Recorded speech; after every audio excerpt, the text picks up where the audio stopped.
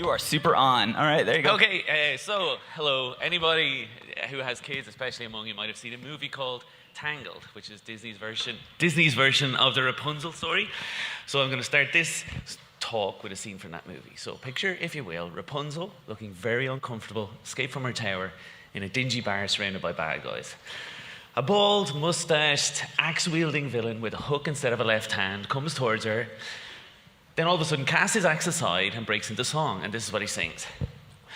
I'm malicious, mean and scary, my sneer would curdle dairy, and violence-wise my hands are not the cleanest. But despite my evil look and my temper and my hook, I've always dreamed of being a concert pianist.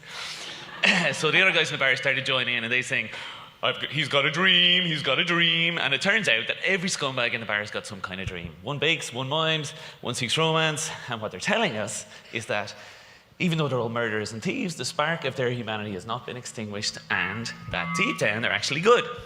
And then they seal the deal by helping Rapunzel escape from the real bad guys. And so that's what we think of dreams. We think the dreamers are the good guys, and to have a dream, that's what being human is really all about. So if you look around you, there's plucky underdogs achieving their dreams in every talk show, in every feel-good movie, in every Sunday newspaper. We're surrounded by inspirational quotes, and in your local bookstore, there's a whole section on how to achieve your goals.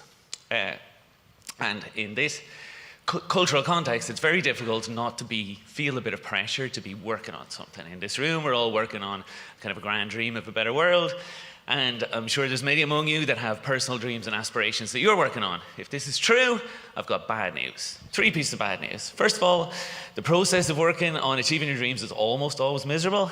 Number 2, you're very unlikely to achieve your dreams. And number 3, even if you do, they won't make you any happier, okay? So first let's consider the misery.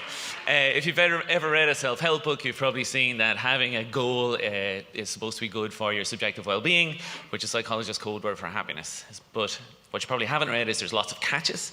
If you have a goal and you're not making progress towards it, then it makes you unhappy. If you have a goal if you're pursuing what you want instead of what you need, that's inclined to make you unhappy.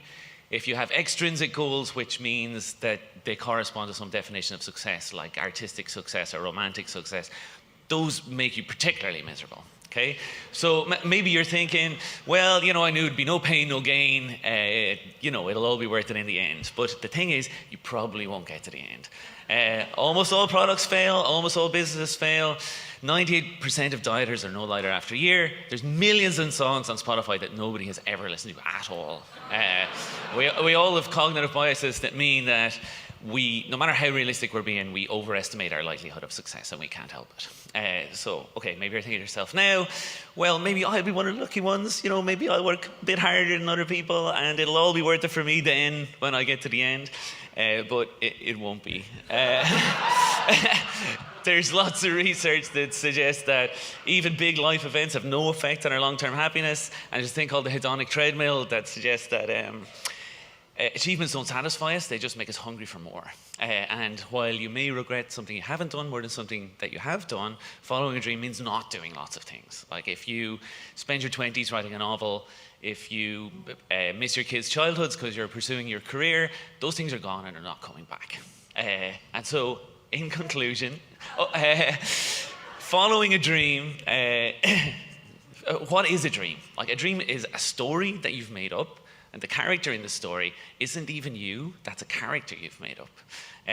Following a dream means sacrificing real happiness today for imaginary happiness, for an imaginary character in an imaginary future. And IMHO, you should engage with your real life instead. Thank you so much, Cormac.